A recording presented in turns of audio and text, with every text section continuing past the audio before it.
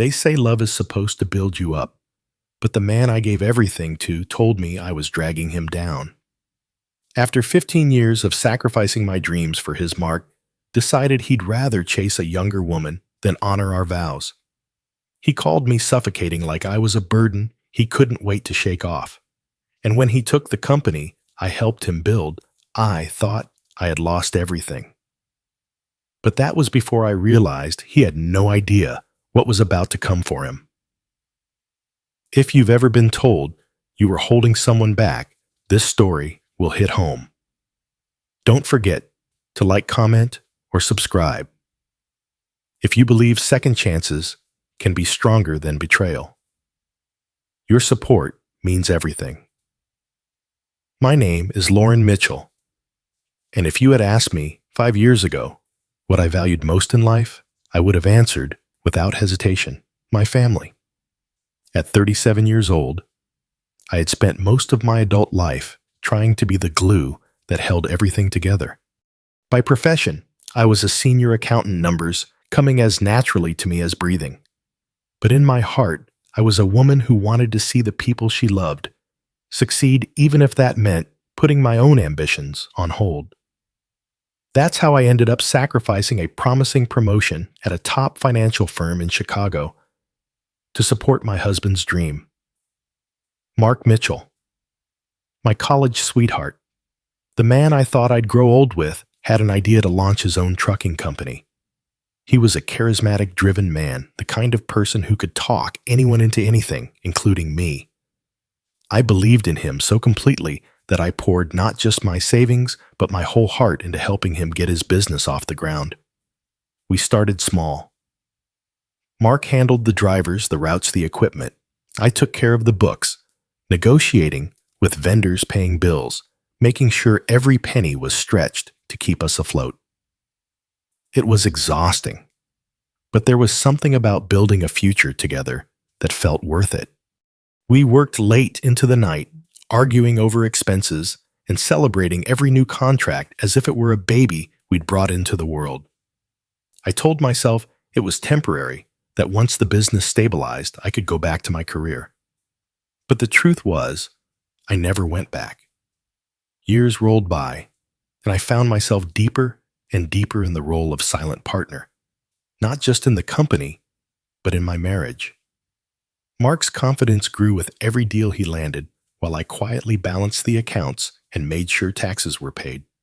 Friends would say, "You two are such a great team," and I'd smile and nod, ignoring the sting in my chest that whispered I had given up so much of myself to be his cheerleader.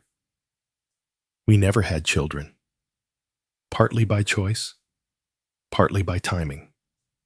There was always just one more year before we'd be ready. Eventually, the years slipped away, and my focus became keeping the peace. Mark started hiring more staff as the business expanded. I was proud of him, truly. But a small part of me wondered when he'd noticed that I was fading, that the woman who once dreamed big had been reduced to making sure everyone else got to chase their dreams first. We lived in a modest but comfortable 2-story house in the suburbs with a little backyard garden I tended on weekends. The roses were my small personal triumph, one place where I could still feel in control, where no one else's dreams came before my own. I loved the quiet of pruning thorny branches, letting my mind drift. It was a break from Mark's larger-than-life personality, which had started to swallow up every room we entered together. He was popular with his crew and customers alike. Tall, good-looking, with that easygoing grin that melted people's walls. But as his business grew, so did the distance between us. Suddenly, he was traveling more, taking meetings without me making decisions I only learned about after the fact. If I raised concerns, he'd brush me off with, "You worry too much," or, "This is how business works, Lauren." I tried to trust him. After all, wasn't that what a supportive wife was supposed to do? But deep down, I knew something had shifted. I remember one evening so vividly, it still burns in my memory. I was working late on reconciling the quarterly statements when Mark came home unusually cheerful. He tossed his keys on the counter and gave me a quick, distracted hug before grabbing a beer from the fridge. There was an edge to his excitement, something I couldn't quite place. I asked if he'd closed a big contract, but he just laughed and said, "You'll see." That night, I lay awake next to him, my mind churning. I'd started to notice little clues, a different scent on his clothes, long hours that didn't add up, phone calls he'd step outside to take. I didn't want to believe it. I told myself he was under pressure, that maybe I was just paranoid. But somewhere deep inside, I felt a storm gathering. In those quiet moments alone in my garden, I would catch myself staring at the flowers, wondering if I was like them. Cultivated, trimmed, kept in line, so I wouldn't grow too wild. I wondered who I might have become if I had chosen to chase my own dreams instead of standing behind someone else's. I suppose that's what happens when you build your whole world around another person. You forget you had a world of your own to begin with. I didn't know it yet, but everything I had worked to build was about to be taken from me. Not just the company, not just my marriage, but my very sense of self. And the person who would tear it all down was the one I trusted most. I wish I could say there was one moment, one big betrayal I could point to. But the truth is, it was a slow unraveling, 1,000 small cuts. It started with late nights that became normal. At first, Mark made excuses that sounded reasonable. A delivery delay, a driver quit, a supplier needed to renegotiate. I'd stay up waiting for him, a cold dinner on the table, while he'd breeze through the door, long past midnight, smelling faintly of cologne I didn't recognize. Then came the secrecy. Passwords changed on shared accounts. Phone calls ended abruptly when I walked into the room. I tried to confront him, but every time I did, he'd find a way to twist my words. "Why are you so controlling, Lauren?" He'd snap, acting like I was the one smothering him. "I'm working for us. Don't you trust me?" That word "us" started to feel more like him. The final blow came on a rainy Thursday afternoon. I had gone into the office to pick up a stack of receipts that needed reconciling. I was usually home working remotely on the books, but something told me I needed to see things for myself. That's when I saw them, Mark, and a young woman from dispatch, Carla, standing far too close in the hallway. She laughed at something he said, and then he kissed her. Right there in the building I'd helped fund, in front of the people I'd helped pay. He kissed her like I was invisible. My heart stopped. He saw me, froze for a moment, then had the nerve to look annoyed, like I was the problem for catching him in the act. We argued that night until I thought my lungs would collapse. I was so angry I could hardly form words. All I could manage was, "How could you?" Over and over. Mark didn't apologize. He didn't beg. He just looked at me with cold certainty and said, "Lauren, you've been holding me back for years."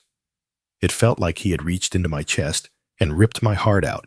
I reminded him how I'd given up everything to help him build that company, that I'd put his name on all the contracts because he'd said it would be simpler, that I'd trusted him with everything I had. But he didn't flinch. "You made me feel trapped," he insisted. "I need to breathe." Within a week, he had filed for divorce. As if that wasn't enough. He went further. He wanted to keep the house. He wanted to keep the company. He wanted to keep it all. I was stunned. The company was as much mine as his, but on paper, everything was under his name. When I tried to fight back, my lawyer told me it would cost tens of thousands to even get a chance in court, and we'd probably lose because I had no legal stake in the corporation. I was left with nothing. Mark offered me a pathetic settlement, barely enough to cover a few months of rent, and expected me to thank him for it. When I refused, he called me bitter, and resentful, accused me of trying to drag him down even more. I remember packing my things into cardboard boxes, one after another. In the house, I decorated the kitchen I'd cooked in the garden I'd tended. Every piece of my life felt tainted by betrayal. Mark stood at the door, arms crossed, acting like I was an inconvenience he couldn't wait to be rid of. "Maybe now you'll find your own path," he said, with a smug grin as if he was doing me a favor. For weeks, I barely slept. I moved into a tiny apartment across town, the walls thin, the neighborhood loud. I went from running payroll for $1 million company to counting coins at a laundromat, wondering how I would start over at nearly 40. Everywhere I turned, I saw him, his business logo on trucks, his face on social media, the shiny new relationship with Carla displayed like a prize. They flaunted their happiness while I was scraping by, and it cut deeper than any knife.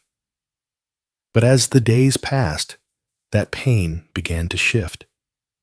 Something inside me hardened, crystallized into a new resolve. Mark thought he'd freed himself from me, but the truth was, he'd freed me from him. For the first time in years, I could look around and see a blank slate. Scary, yes, but also filled with possibilities. One night, after a long shift at a temp job, I sat on the floor of my cheap little apartment, bills scattered around me, and let myself cry. Until I couldn't cry anymore. When the tears dried, I realized something. I was still breathing. I was still standing. And maybe, just maybe, I could build something on my own. If Mark had called me suffocating, I'd prove to him that without me, he was the one who couldn't survive. I didn't have a plan yet, but I had a spark, the tiniest spark of a woman who once dreamed big, who once believed she could build an empire. That spark was all I needed. If you've never had to rebuild your life from the ground up, you might think it sounds empowering, but let me tell you, it was agony. At first, every day felt like a punishment. I'd wake up in a strange apartment surrounded by bare walls and secondhand furniture, a far cry from the warm home I'd created with Mark. The silence was suffocating, but so was the noise in my head. Memories slammed against my mind like waves on rocks, how I'd trusted him, how I'd worked late nights by his side, how I'd believed we were in this together. I couldn't stop replaying those moments, the first kiss in college that made my heart flutter, the late night study sessions, the wedding vows. All of it was tangled up in lies, and I was left trying to unravel them alone. My phone rang constantly, at first friends checking in my sister, asking if I was okay. Even my mother, who never quite approved of Mark, telling me I'd be stronger for this. I appreciated their support, but after a while, I couldn't stand the pity. So I stopped answering. I needed space to feel the pain. I needed to understand it. Meanwhile, Mark seemed to be thriving. Social media showed him taking Carla on weekend getaways, splashing money around like nothing had changed. Photos of them at expensive restaurants or him laughing with his crew at the trucking yard that I had helped build. It was like he'd never missed a beat. And me, I was scraping together enough money to buy ramen noodles and trying to figure out how to pay next month's rent. That humiliation burned me alive. But in the middle of that, something else ignited rage. I remember one night, sitting on the thin mattress in my apartment, scrolling through photos of Mark and Carla, celebrating the company's 5-year anniversary. They stood next to a shiny new truck, Mark grinning like he'd won the world. And for a second, the image made my lungs seize. Then it made me furious. He had the nerve to celebrate with the business I'd practically built for him. He had the audacity to act like I never existed. That rage didn't destroy me, it saved me. I told myself no more tears. If I wanted to take my life back, I had to stand up and fight. The first step was getting a job, any job. I went back to accounting, offering my services as a freelance bookkeeper. The jobs were small balancing books for a flower shop, then a local bakery, but they paid enough to keep me afloat. And more than that, they reminded me what I was good at. Numbers had always made sense to me, even when people didn't.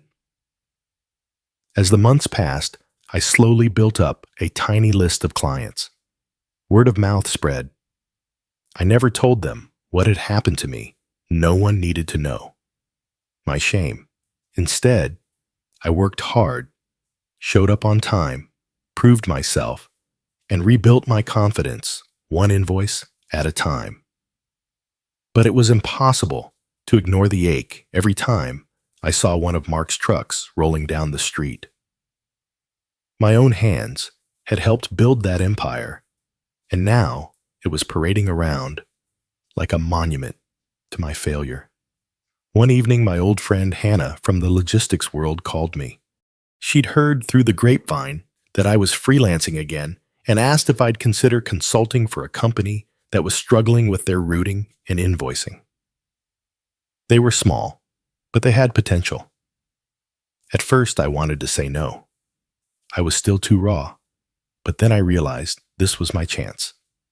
A fresh start and a way to fight back, even if only for myself. When I walked into that company's cramped office, something sparked inside me. The smell of printer toner, the stacks of delivery logs, it all felt familiar. But this time, it was mine. No Mark hovering over me. No one telling me what I was allowed to dream. Over the next weeks, I threw myself into helping them restructure their operations, fix their budgets, renegotiate contracts. Their numbers turned around so fast that they were able to hire 2 new drivers and expand their routes within months. And then something amazing happened. One of Mark's biggest clients left him and came to us. Apparently, Mark's service had slipped. Carla was in over her head managing dispatch, and drivers were quitting left and right. I tried to hide the smile that crept onto my face when I heard the news. I didn't plan to sabotage him, but watching him unravel was its own kind of therapy. Still, part of me felt sick. I'd loved him once deeply, and here I was rooting for his downfall. Was I cruel for feeling satisfied? Maybe, but I couldn't help it. After everything he'd done, after he'd taken so much, it felt like karma was working in my favor. I started to get bolder. I reached out to former colleagues, reminded them of my skills, let them know I was back in the game. More clients followed, and my tiny consulting firm turned into a real operation. Each day, I grew stronger, but it wasn't easy. There were still nights I'd lie awake, replaying the moment Mark kissed Carla in front of me. Still mornings, I'd choke back tears, brushing my teeth, because this wasn't the life I'd pictured. And yet, piece by piece, I was climbing out of the hole he left me in. One Saturday, nearly a year after the divorce, I drove past Mark's old headquarters. I saw weeds creeping through the lot, one of the delivery trucks dented and parked crooked. A for sale sign hung lopsided on the gate. My hands gripped the steering wheel so hard they ached. Part of me wanted to scream out the window, "I told you so," but I didn't. Instead, I took a deep breath, and for the first time in a long time, I felt free. He might have broken me, but he also forced me to rebuild myself into someone who couldn't be broken again. And that was worth everything. It was strange, in a way, seeing the person who once seemed invincible begin to crumble. Mark had always been so confident, so sure of his own brilliance, that I used to believe it myself. But the more distance I had from him, the more clearly I saw how many cracks I'd been patching all along. Without me holding everything together, his perfect kingdom was falling apart piece by piece. Rumors started to float around the industry. Drivers were leaving in droves. Clients were complaining about late shipments, fuel costs were skyrocketing because no one was monitoring their budgets. Mark had been so busy showing off his new life with Carla that he'd let his own business rot from the inside. I couldn't deny a certain grim satisfaction. But even as he struggled, he still tried to act like he was on top. I'd hear through mutual friends that he was bragging about a new contract or a flashy equipment lease, but deep down, I knew he was bleeding money. I recognized the patterns because I had seen them before, back when we were just starting out. Except this time, there was no one to quietly fix the mistakes, no one to move money around to keep everything balanced. There was just Mark. And Mark, for all his charm, had never been good with details. A part of me wanted to look away, to forget him completely. But another part, a stronger part, felt compelled to watch, to witness the very empire he stole from me slipping through his fingers. One afternoon, while I was reviewing contracts with a new client in a coffee shop, I heard a familiar voice behind me. Lauren. I turned heart thudding. And there he was. Mark. His once pressed shirt was wrinkled eyes rimmed with exhaustion, shoulders hunched like a man who hadn't slept in days. Gone was the confident grin, replaced by a desperation that was almost painful to see. For a moment, I couldn't breathe. All those memories slammed into me. The wedding, the company launches, the fights, the betrayal. But I steeled myself. Hi, Mark, I said, calm and cold. You look busy. He tried to joke, glancing at my laptop. I didn't bother responding. He shifted awkward, clearly nervous. Can we talk, he asked. I considered it. A part of me wanted to spit every hateful word I'd ever swallowed right into his face. But I had grown since the day he kicked me out. I wasn't that woman anymore, the one who begged to be loved. So I closed my laptop, nodded, and let him sit. He started rambling about his company, how things had taken a downturn, how the market was tough, how some people had left him high and dry. I watched him trying to measure if he was even capable of acknowledging the damage he'd done to me. Then finally he said it. I could really use your help. For a second, I nearly laughed.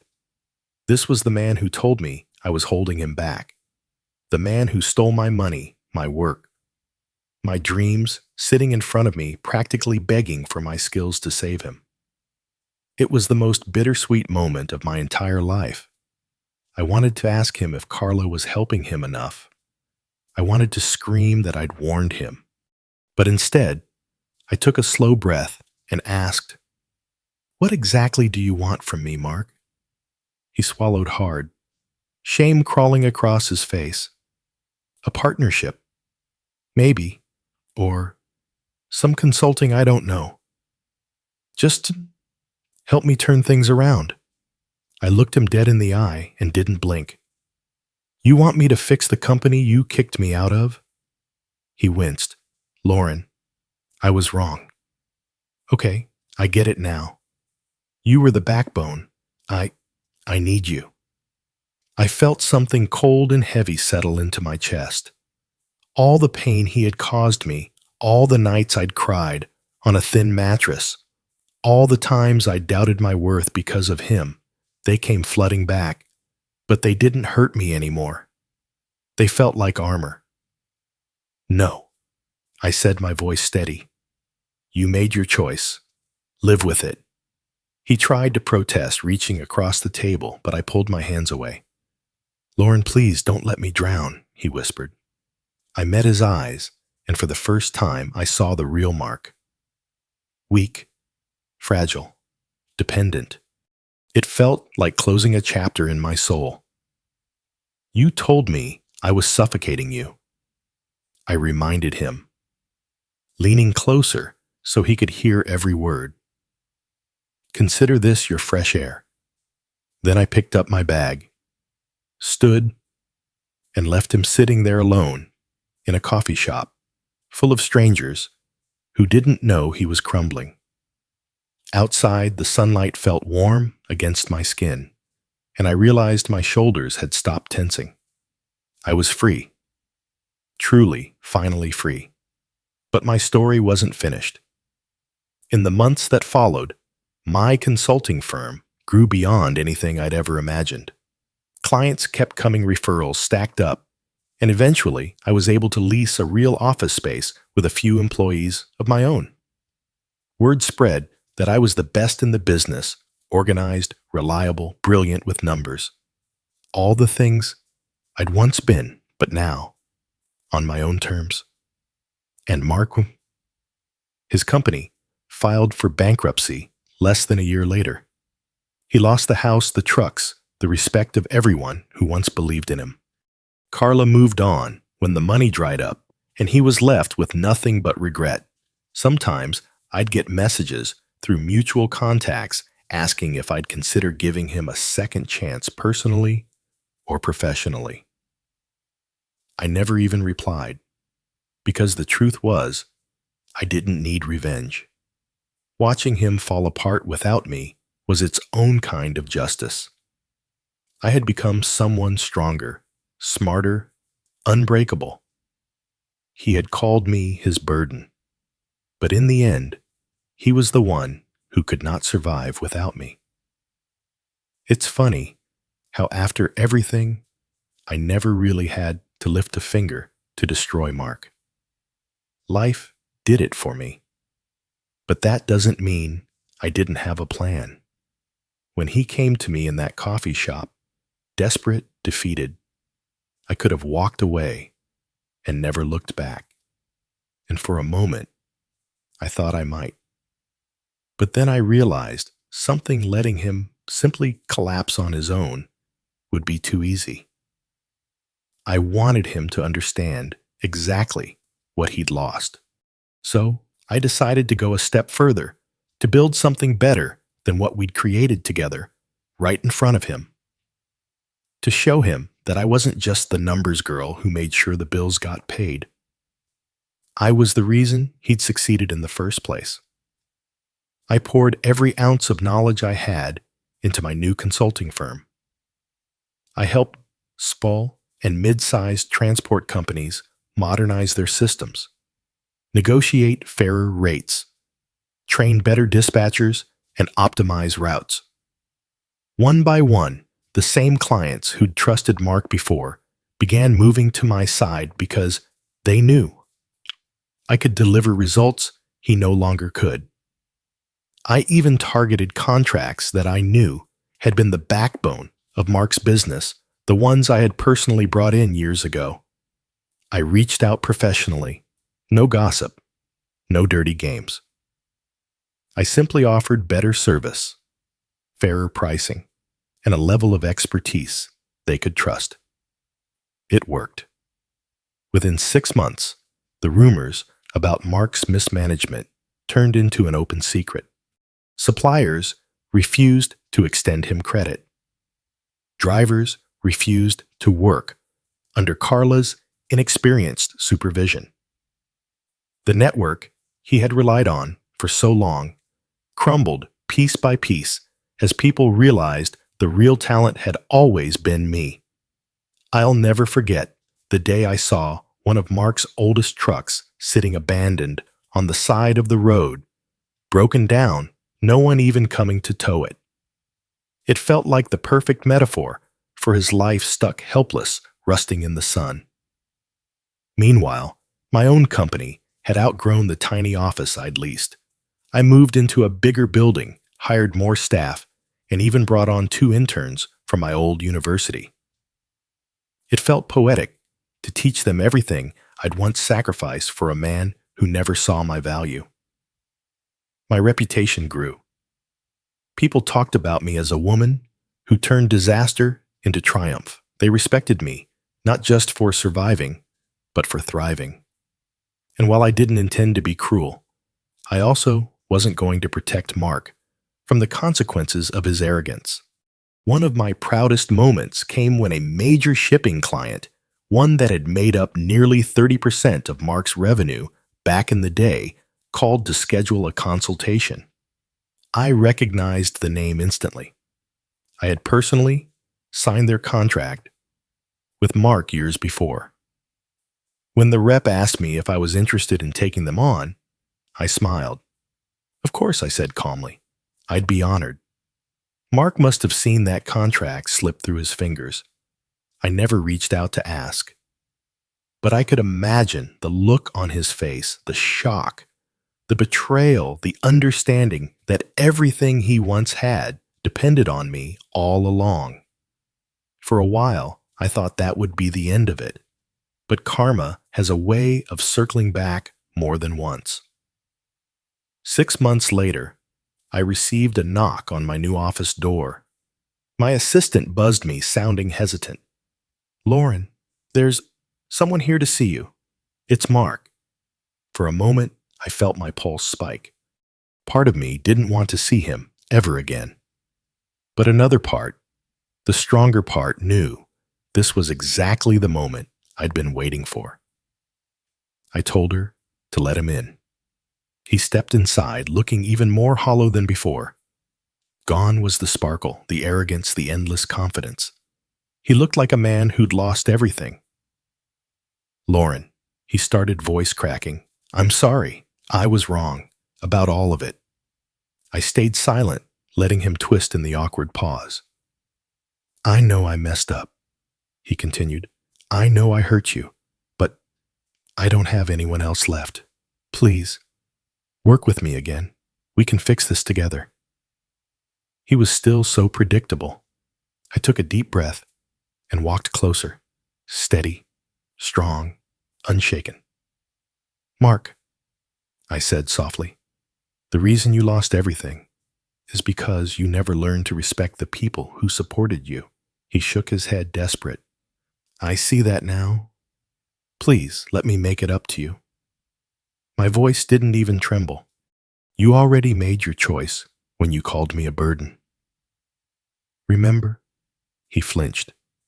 "Lauren, I can't do this without you," he nearly whispered. And there it was, the absolute truth stripped bare. I looked him dead in the eyes. "That's not my problem anymore." His shoulders collapsed. "I thought I'd freed myself from you," he admitted, defeated. "But you were the reason it ever worked. I refused to let pity weaken me." "Goodbye, Mark," I said firmly. "I hope you find a way to survive on your own." He looked around, my beautiful new office, full of busy employees and thriving clients, and I could see it hit him. This was what he'd thrown away. He left without another word. In that moment, I felt taller than I'd ever felt in my life.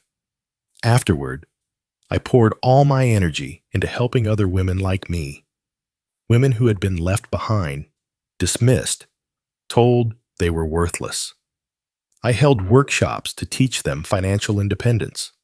I mentored them on how to start businesses, how to believe in their own skills. It became my personal mission to make sure no one would ever be crushed the way I had been. And every time I saw another woman stand up for herself, break free from a toxic relationship, or launch her own dream, I felt like that was the greatest revenge of all. I didn't need to burn Mark's world to the ground. He'd done that himself. My revenge was showing him every single day that I was stronger without him, that he was the one who couldn't breathe without me. And in the end, the only thing left of Mark was a cautionary tale. Standing in my new office sunlight, pouring through tall windows, I let myself breathe in the moment. The place was alive with possibility, the soft murmur of employees on calls, the hum of printers, the quiet confidence in the air. This was mine, built with my own two hands on my own terms. Sometimes, the pain still tugged at me, a dull echo of the woman who once believed she had to shrink to make someone else shine. But then I'd remind myself that woman no longer existed. Mark was gone, lost in the wreckage of his own making. And I didn't need to look back. I didn't need to check on him or wonder if he was okay. Because my story wasn't about him anymore. It was about me, about rediscovering the fire I thought I'd lost, about proving that the one they called the burden was actually the foundation. I'd become more than I ever thought possible, a mentor, a leader, a builder of dreams, not just my own, but for countless others who needed to see that starting over didn't have to mean ending. Sometimes women stopped me in workshops, eyes bright with hope, and said, "You inspire me." And every time I smiled and meant it when I answered, "You already have what it takes. You just have to see it." One day, as I watched my team laughing over lunch, I thought about Mark's final words, that he couldn't do it without me. I whispered to myself, "Neither could I." But look at me now. And in that quiet triumph, I knew I'd finally won.